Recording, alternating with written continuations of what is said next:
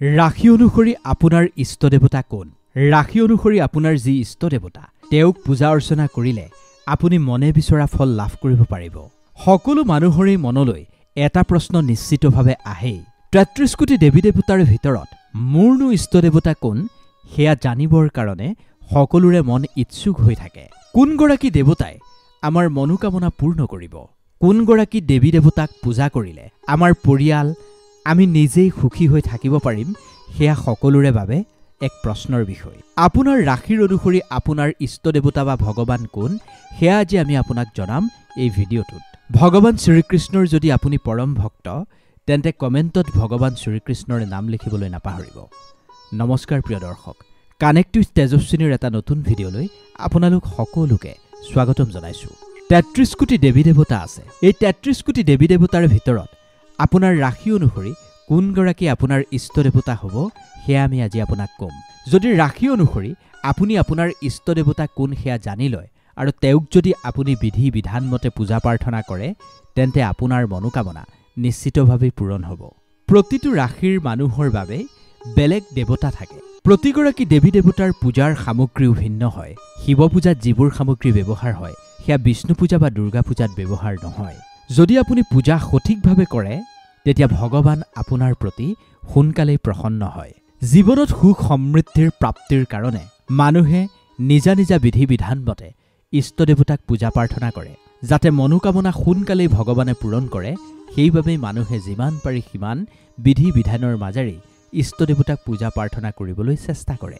নিজৰ ইষ্টদেৱতাক পূজা কৰাৰ কিছু গুৰুত্ব আছে, কিন্তু এনেকুৱা বহু মানুহ আছে যি নিজৰ ইষ্টদেৱতা কোন সেই বিষয়ে নাজানে।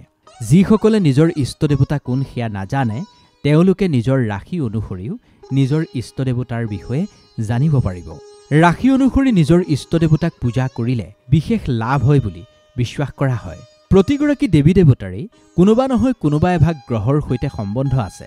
এনেকুৱাত কোনোবা দেৱী দেৱতাই জাতকৰ কুণ্ডলীৰ গ্ৰহ স্থিতিৰ সৈতে মিল নাখায় তেতিয়া জাতকে পূজা পাঠৰ পিছতো অনুকূল পৰিণাম লাভ নকৰে আৰু তেতিয়াই মানুহে ভাবে আমি দিনে ৰাতিয়ে ভগৱানৰ পূজা প্ৰাৰ্থনা কৰোঁ, তাৰ পিছতো আমি কোনো ফল লাভ কৰা নাই। বহু ক্ষেত্ৰত গ্ৰহ দেৱতাৰ বিপৰীত দেৱতাক পূজা প্ৰাৰ্থনা কৰাৰ ফলত জাতকে লোকচানৰো সন্মুখীন হ'বলগীয়া হ'ব পাৰে। বিশ্বাস কৰা হয় নিজৰ কুণ্ডলীৰ গ্ৰহস্থিতিৰ অনুসৰি দেৱী দেৱতা নিৰ্বাচন কৰাটোকে শ্ৰেষ্ঠ বুলি কোৱা হৈছে।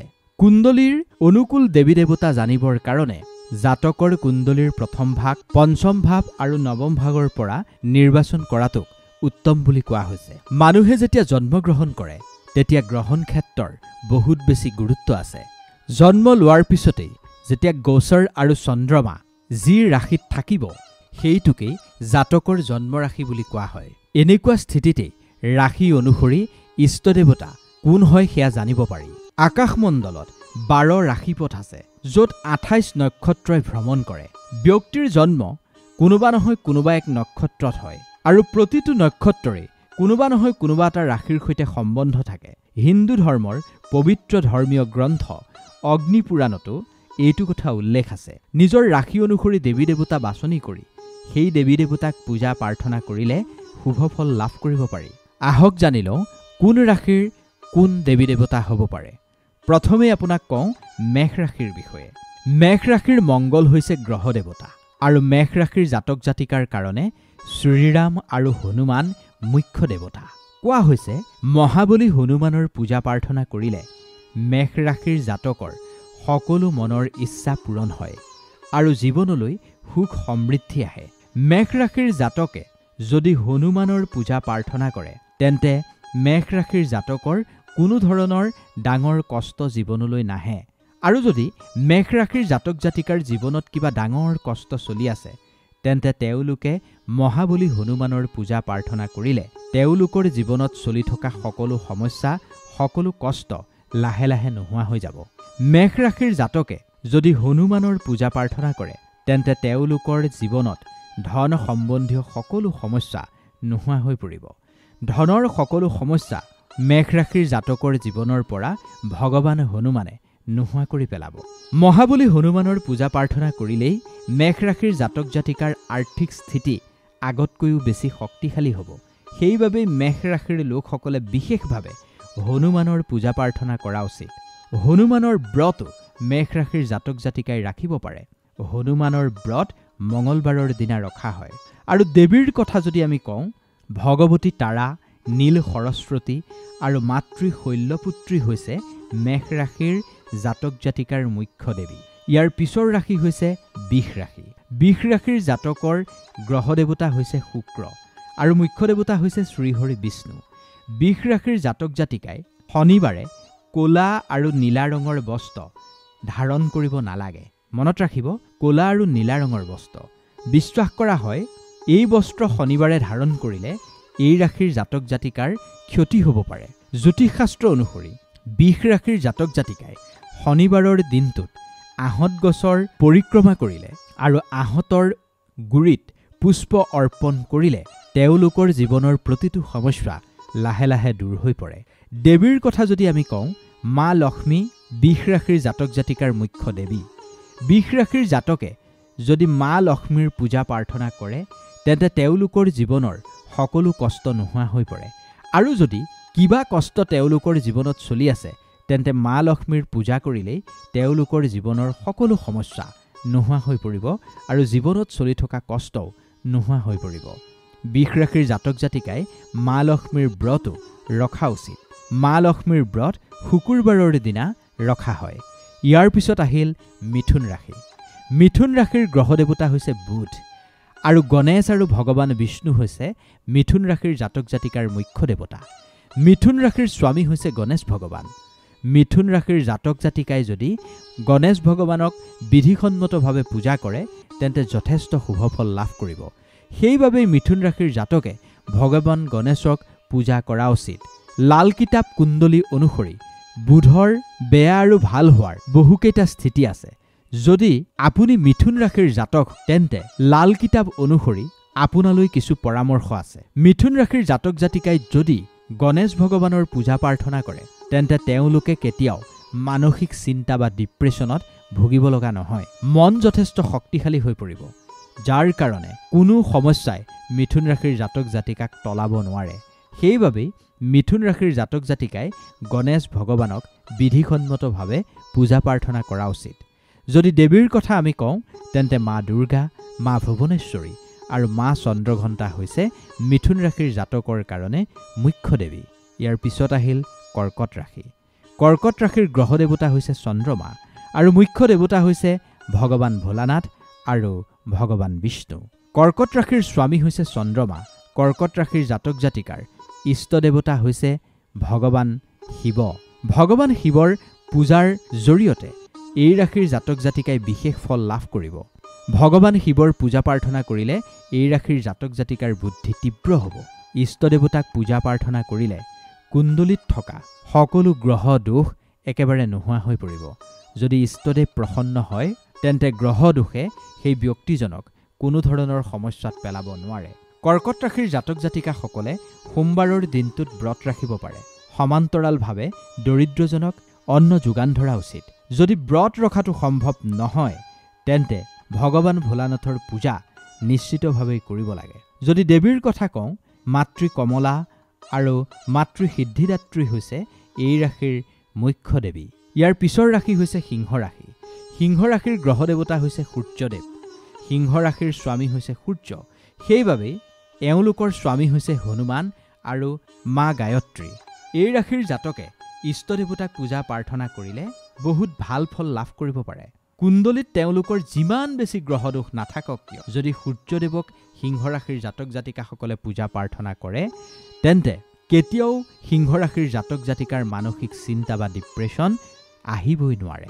মন যথেষ্ট শক্তিশালী হৈ পৰে। পুৱা স্নান আদি সম্পন্ন কৰি সম্পূৰ্ণ পৰিষ্কাৰ হৈ নিজৰ ঘৰৰ মন্দিৰ বা পূজা ঘৰত সূৰ্যদেৱৰ সন্মুখত দেশীয় ঘিউৰ চাকি জ্বলালে উত্তম ফল লাভ কৰিব পাৰি। যদি দেৱীৰ কথা আমি কওঁ তেন্তে মাতৃ গায়ত্ৰী, পীতাম্বৰা আৰু মাতৃ কালৰাত্ৰী হৈছে কন্যা ৰাশিৰ জাতক জাতিকাৰ কাৰণে মুখ্য দেৱী। ইয়াৰ পিছৰ ৰাশি হ'ল কন্যা ৰাশি। কন্যা ৰাশিৰ গ্ৰহ দেৱতা হৈছে বুধ আৰু মুখ্য দেৱতা হৈছে গণেশ ভগৱান। সেইবাবেই এই ৰাশিৰ জাতকে বুধবাৰৰ দিনটোত বুধ গ্ৰহৰ উপবাস সম্পূৰ্ণ বিধি বিধানেৰে ৰাখিব লাগে। যেতিয়া কন্যা ৰাশিৰ জাতকে বুধবাৰৰ দিনটোত ব্ৰত ৰাখে তেতিয়াই তেওঁলোকৰ জীৱনৰ সকলো জটিলতা সকলো সমস্যা দূৰ হৈ পৰে। কন্যা ৰাশিৰ জাতকে যেতিয়া বুধ গ্ৰহৰ ব্ৰত কৰে তেতিয়াই তেওঁলোকৰ জীৱনৰ পৰা আৰ্থিক সমস্যা নোহোৱা হৈ পৰে। ঘৰখনলৈ ভাল শক্তিৰ আগমন হয় আৰু বেয়া শক্তি ঘৰখনৰ পৰা দূৰ হৈ যায়। যদি দেৱীৰ কথা কওঁ, মা দুৰ্গা, ভুৱনেশ্বৰী, মাতৃ চন্দ্ৰঘণ্টা এই ৰাশিৰ মুখ্য দেৱী। ইয়াৰ পিছত তুলা ৰাশি। তুলা ৰাশিৰ গ্ৰহ দেৱতা হৈছে শুক্ৰ। শুক্ৰ গ্ৰহ কলা, প্ৰেম, সৌন্দৰ্য, আকৰ্ষণৰ কাৰক। কুণ্ডলীত এইবোৰৰ স্থিতি মজবুত হ'লে ব্যক্তিৰ বৈবাহিক জীৱনত কোনো ধৰণৰ সমস্যাই নাহে। এই ৰাশিৰ জাতক জাতিকাই নিজৰ জীৱনৰ মাৰ্গ নিজেই বিচাৰি লয় আৰু নিজৰ পৰিশ্ৰমৰ বলত সফলতা লাভ কৰে। যদি দেৱীৰ প্ৰসংগলৈ আহোঁ, মা লক্ষ্মী ব্ৰহ্মচাৰিণী এই ৰাশিৰ মুখ্য দেৱী। ইয়াৰ পিছত আহিল বৃশ্চিক ৰাশি। বৃশ্চিক ৰাশিৰ জাতকৰ গ্ৰহ দেৱতা হৈছে মংগল আৰু শ্ৰীৰাম আৰু হনুমান এওঁলোকৰ মুখ্য দেৱতা। বৃশ্চিক ৰাশিৰ সম্বন্ধ মংগল গ্ৰহৰ সৈতে, সেইবাবেই এই ৰাশিৰ জাতকে মংগলবাৰৰ দিনা পৱন পুত্ৰ হনুমানৰ বিশেষভাৱে পূজা অৰ্চনা কৰা উচিত আৰু ব্ৰত ৰখা উচিত। ইয়াৰ ফলত কুণ্ডলীত মংগল গ্ৰহৰ স্থিতি আগতকৈও বেছি মজবুত হৈ পৰিল। ফলত ব্যক্তিজনে প্ৰতিটো ক্ষেত্ৰতেই সফলতা লাভ কৰিব। যদি দেৱীৰ কথা আহোঁ, ভগৱতী তাৰা, মাতৃ শৈলপুত্ৰী এই ৰাশিৰ মুখ্য দেৱী। ইয়াৰ পিছত আহিল ধনু ৰাশি। ধনু ৰাশিৰ গ্ৰহ দেৱতা হৈছে বৃহস্পতি। ধনু ৰাশিৰ স্বামী গ্ৰহ হৈছে গুৰু আৰু ইষ্টদেৱ লক্ষ্মীনাৰায়ণ। সেইবাবেই ধনু ৰাশিৰ জাতকে লক্ষ্মীনাৰায়ণৰ বিশেষ পূজা প্ৰাৰ্থনা কৰা উচিত। লক্ষ্মীনাৰায়ণকেই নিজৰ ইষ্টদেৱতা বুলি ভাবি লৈ বিধিগতভাৱে পূজা প্ৰাৰ্থনা কৰা উচিত। যাতে এই ৰাশিৰ জাতক জাতিকাৰ জীৱন মধুময় হয়, তাৰ বাবেই বিধিগতভাৱে লক্ষ্মীনাৰায়ণৰ পূজা প্ৰাৰ্থনা কৰা উচিত। ধনু ৰাশিৰ লোকে গুৰুগৃহৰ সৈতে সম্বন্ধ থকা বস্তু যেনে হালধীয়া বস্তু, কিতাপ, ভূমি, গাখীৰ দিয়া গাই, লাল বস্ত্ৰ আদি দান কৰিব লাগে। দেৱীৰ কথা যদি আমি কওঁ, মা লক্ষ্মী, কমলা আৰু মাতৃ সিদ্ধিদাত্ৰী হৈছে এই ৰাশিৰ মুখ্য দেৱী। মকৰ ৰাশিৰ গ্ৰহ দেৱতা হৈছে শনিদেৱ। মকৰ ৰাশিৰ জাতক জাতিকাই যদি শনিদেৱৰ পূজা কৰে তেতিয়াই মকৰ ৰাশিৰ জাতক জাতিকাৰ পাৰিবাৰিক সুখ লাভ হয়। বিবাহৰ সৈতে জড়িত সকলো সমস্যা তেতিয়াই নোহোৱা হয়। যদি বিয়াখন চেষ্টা কৰাৰ পিছতো হোৱাগৈ নাই, এনেকুৱাত নোহোৱা বিয়াখনো হৈ যাব পাৰে। যদি মকৰ ৰাশিৰ জাতক জাতিকাই শনিদেৱৰ পূজা প্ৰাৰ্থনা কৰে তেন্তে মকৰ ৰাশিৰ জাতক জাতিকাৰ সকলো কাৰ্য সম্পন্ন হ'ব। দেৱীৰ কথা যদি আমি কওঁ, মা কালী আৰু মাতৃ সিদ্ধিদাত্ৰী হৈছে এই ৰাশিৰ মুখ্য দেৱী। কুম্ভ ৰাশিৰ গ্ৰহ দেৱতা হৈছে শনিদেৱ। কুম্ভ ৰাশিৰ জাতক জাতিকাই বিষ্ণু মন্ত্ৰ জপ কৰিব লাগে।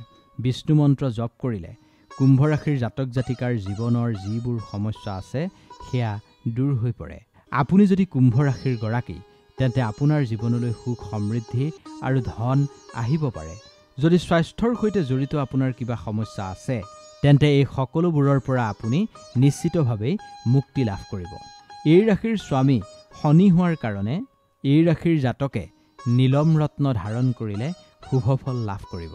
এই ৰাশিৰ জাতক জাতিকা মানে কুম্ভ ৰাশিৰ জাতক জাতিকাসকল বেছি খঙাল হোৱা দেখা যায়। এওঁলোকে প্ৰতিদিনে ভগৱান গণেশৰ পূজা প্ৰাৰ্থনা কৰা উচিত। যদি দেৱীৰ কথা কওঁ, মা কালী আৰু মাতৃ সিদ্ধিদাত্ৰী এই ৰাশিৰ জাতক জাতিকাৰ মুখ্য দেৱী। মীন ৰাশিৰ জাতকৰ গ্ৰহ দেৱতা হৈছে বৃহস্পতি। মীন ৰাশিৰ জাতক জাতিকাৰ মুখ্য দেৱী হৈছে মা লক্ষ্মী, কমলা আৰু মা সিদ্ধিদাত্ৰী। গতিকে মা লক্ষ্মীৰ পূজা প্ৰাৰ্থনা কৰিলেও এই ৰাশিৰ জাতক জাতিকাই ভাল ফল লাভ কৰিব পাৰে। আপোনাৰ ৰাশি কি সেয়া আমাক কমেণ্ট কৰি জনাবলৈ নাপাহৰিব। ভিডিঅ'টো কেনে পালে আমাক কমেণ্টত মুকলিকৈ জনাব। আপুনি যদি আমাৰ চেনেলটোত নতুন তেন্তে অনুগ্ৰহ কৰি আমাৰ চেনেলটো এবাৰ ছাবস্ক্ৰাইব কৰি দিব আৰু যিমান পাৰে সিমান সোনকালে এই ভিডিঅ'টো আপোনজনৰ মাজত শ্বেয়াৰ কৰি দিব। ধন্যবাদ।